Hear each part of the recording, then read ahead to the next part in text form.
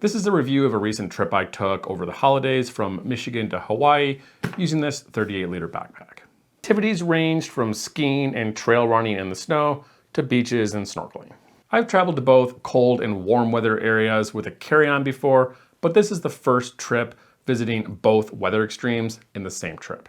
Major challenges including packing enough clothes to keep warm in the snow, especially when skiing. I also had to find room in my pack for extra gear I don't normally carry, like a snorkel set. Then there's the issue with shoes. I needed to keep my feet warm and dry, but I didn't want to haul around a big pair of boots that was going to take up a ton of room in my pack. I'll start by going over my packing list. I'll break down the major items, talk about what worked, what didn't work, and what I might want to change for my next trip. I wasn't confident that I could fit all this gear in a personal item size pack, so I opted for a larger backpack. I wanted a big compartment that was going to be easy to pack, as well as a separate shoe compartment so I could keep my wet, dirty shoes away from the rest of my gear. This is the Timbuktu Wingman separate shoe compartment. It has stowable backpack straps as well as several organizational pockets on the front. I did a separate review on this, which I'll put a link in the description below. I used 2 packing cubes on my trip, this medium 14 by 10 and a small 10 by 7 Eagle Creek compression cube.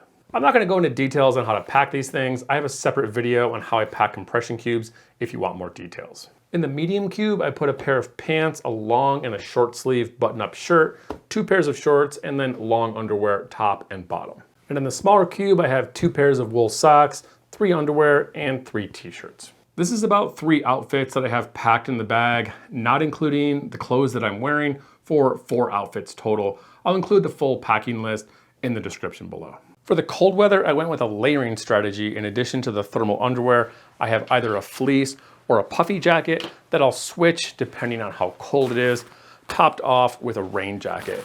I have another video where I go into more detail on layering for cold weather travel. I'll also include a link in the description. I also had a thin pair of fleece gloves and a hat. This was fine when it wasn't too cold. It ended up being a little on the light side, especially some of the cold days when I was skiing, and it dropped into the low 20s Fahrenheit.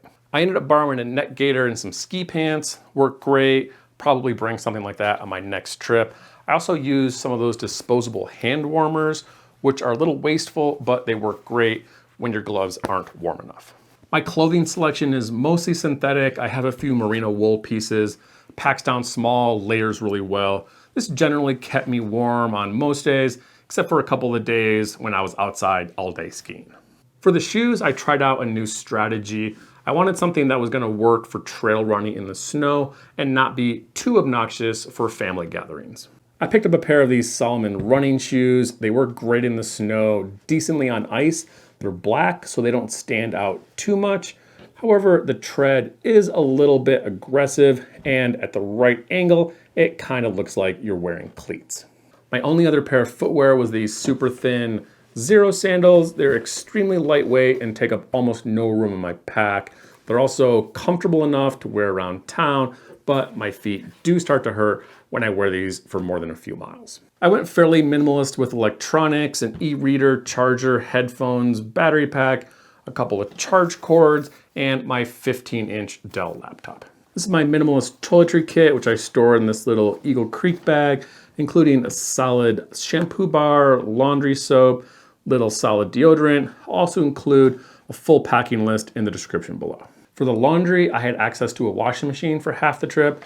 The other half, I used this 5-liter dry bag and laundry soap. This thing works great for smaller clothes, t-shirts, socks, underwear. It's a little bit too small for long sleeve shirts and pants, which I had to wash in the sink a couple times. Next time, I would probably bring a little bit larger dry bag, like a 10 or a 12 liter. Some other miscellaneous gear, belt, notebook, some travel wallets, mask, water bottle, games, towel, sunglasses, and this Matador 16-liter Daypack. Had this thing for years. It works great. We were snorkeling quite a bit in Hawaii. I thought it made sense to bring my own set. I wanted something that was going to be small and packable. I went with this Cressy frameless mask. It's just the silicone rubber attached to the glass. This thing packs down super tiny and works great. I also tried this Cressy Ultra Dry foldable snorkel. It is indeed small. It folds and fits easily in your pack. It worked great. I wasn't really a fan of the way this mouthpiece is angled. Kind of shoots out to the side as opposed to pointing up in your mouth. Kind of have to bite down hard on it to keep it from popping out of your mouth. Headlamp for running at night in the winter. If you are gonna bring a headlamp, this thing is awesome. Nightcore, I use it for backpacking. It's rechargeable, 160 hours runtime on low, 8 hours on medium. It's awesome. I also upped my snack game. I tested out this Slasher reusable food bag. It's quite a bit heavier than a Ziploc, but it works great. As well as this Human Gear utensil set. This is the Duo. It's got a fork and a spoon. They slide together. This thing weighs less than an ounce and takes up almost no room in my pack. This is that bag fully packed with all that gear. Total about 19.7 pounds or about 8.9 kilograms. Just the stuff in the bag, not including the clothes that I'm wearing. All in all, my gear worked out well for the most part. The pack ended up being pretty full. It was nice having that separate 16-liter Daypack so that I could carry snacks and water onto the flights.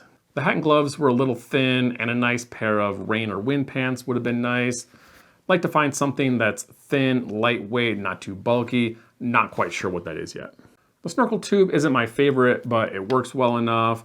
And with this many clothes, a little bit larger 10 or 12 liter dry bag would have been nice. And that's all I have. I hope you enjoyed this trip review. Let me know if you have any questions in the comments below. And again, thanks for watching.